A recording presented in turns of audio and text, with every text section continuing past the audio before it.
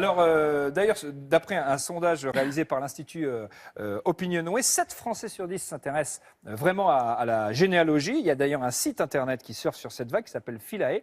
Et le parrain de ce site internet, c'est quelqu'un que vous connaissez très bien, c'est Stéphane Bern, qui est spécialiste des rois, d'histoire de France. On est donc allé lui poser quelques questions.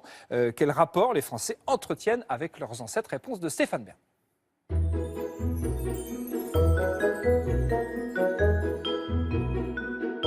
On a envie de se créer ou de se raconter une généalogie avec des personnages illustres et des personnages qui nous valorisent. Moi, j'adorerais descendre de Corneille ou de Racine, ou de Molière, évidemment, ou le général de Gaulle.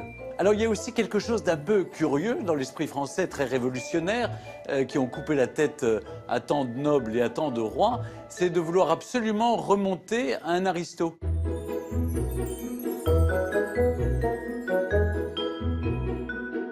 Je crois qu'il n'y a aucun illustre. Je pense que je n'aurais jamais été invité à la cour du roi de France. J'étais simplement invité à manger les légumes par la racine et qu'on était ou palefrenier ou non, vraiment, il n'y a pas de personnage illustre dans ma généalogie.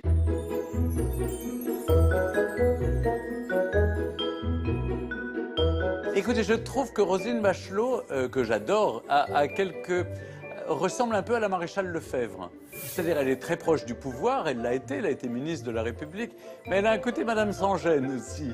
C'est-à-dire qu'elle dit tout ce qu'elle pense et puis elle le dit crûment. Alors, évidemment, ça défrise un peu, mais c'est plutôt réjouissant. Donc voilà, je vois bien une ascendance avec Madame sans gêne. Madame sans gêne, Roselyne Bachelot. On remercie bien sûr Stéphane Bern.